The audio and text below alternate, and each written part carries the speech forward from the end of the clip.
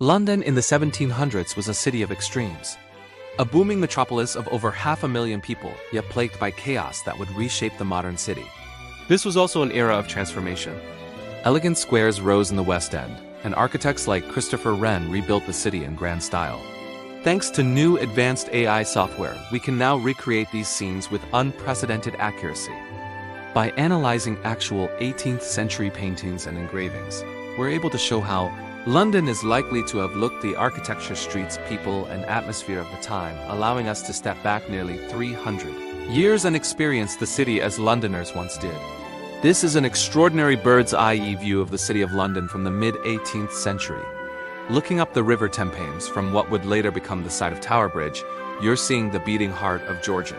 And London, the world's largest port and the center of global commerce. Dominating the skyline is Sir Christopher Wren's magnificent St. Paul's Cathedral.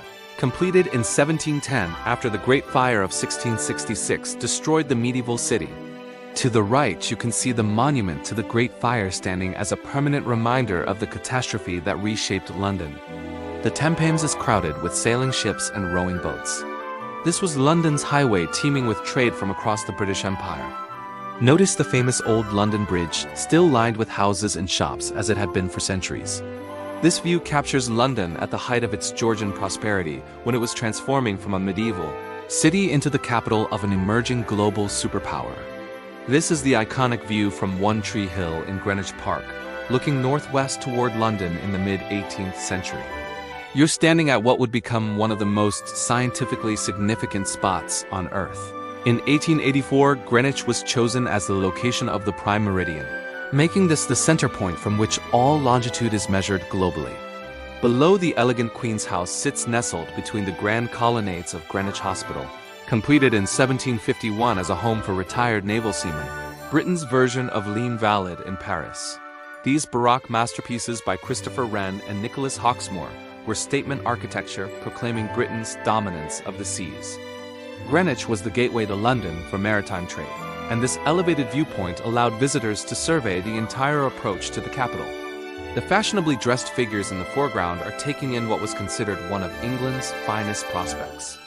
A view that has captivated artists and writers for over 3 centuries and remains virtually unchanged today. This is Leicester Square in the mid-18th century, one of London's most fashionable residential addresses. The grand building dominating the center is Leicester House, built in 1635 for the Earl of Leicester and later home to several members of the royal family, including Frederick, Prince of Wales. The square became a magnet for artistic genius. William Hogarth lived and worked at number 31 on the right, marked by a bust of Van D.J.K. above his door. Opposite at number 47, Sir Joshua Reynolds would establish his portrait studio in 1760, painting the era's most influential figures. Notice the equestrian statue of King George I at the center of the square, erected in 1753. By this period, Leicester Fields had transformed from open farmland into one of London's most desirable addresses, though its grandest days as a residential square were numbered. Within decades, entertainment would replace aristocracy as the square's defining character. Next, we arrive at the south bank of the Thames, looking across to the Tower of London, Britain's most formidable fortress, seen from the water that once served as both its moat and its highway. For over 700 years, the tower controlled access to the city of London from the river. Its imposing stone walls, a statement of royal power. The White Tower, the massive Norman keep at the heart of the complex, was built by William the Conqueror, starting in 1078 using Carl stone imported from France. By this period, the tower served multiple roles simultaneously: royal palace, prison, armory, mint, and treasury for the crown jewels. The waterfront you see here was the main entrance for prisoners arriving by barge through Traitor's Gate, including Anne Boleyn and Sir Thomas More before their executions. The various sailing vessels on the Thames remind us this was London's commercial artery, with everything from royal barges to merchant ships passing beneath the tower's watchful gaze. This is the bustling courtyard of the Royal Exchange in the 18th century, where global commerce converged in a single magnificent space. Founded by Sir Thomas Gresham in 1565 and modeled on the Antwerp Bourse, this was England's first purpose-built trading center. Merchants from across the globe gathered in this open-air courtyard twice daily. trading sessions marked by the ringing of the bell in the tower above. Picture this: deals being shouted in dozens of languages, the rustle of bills of exchange, the scratch of quills on contracts. The arcaded walkways on multiple levels housed shops selling luxury goods, books, and maps, while Lloyd's of London operated their insurance business from these very galleries. This single building transformed London into a financial superpower, the prototype that would inspire stock exchanges from New York to Hong Kong. This is St. James's Square in the mid-18th century, the pinnacle of aristocratic London and one of the capital's most exclusive addresses. Developed in the 1660s, this square attracted the wealthiest nobility in England. Dukes, earls, and prime ministers competed for residences here.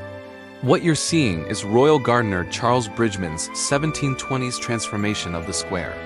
He installed that elegant basin 150 feet wide and surrounded by 8 stone obelisks bearing lamps, enclosed by ornamental ironwork.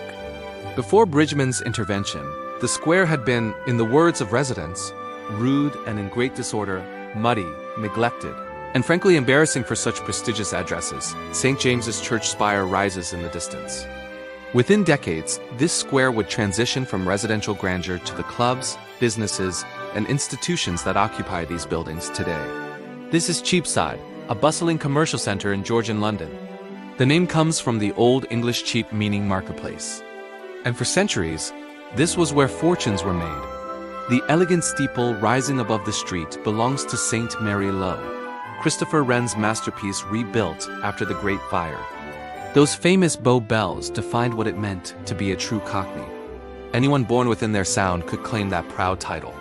Down this wide avenue, merchants sold everything from silks and jewelry to books and spices. The rows of shops you see lining both sides were among the most expensive retail premises in the world. This wasn't just a street.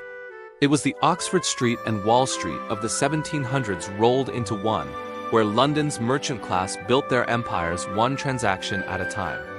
History has left us thousands of these remarkable engravings and paintings from cities across the globe.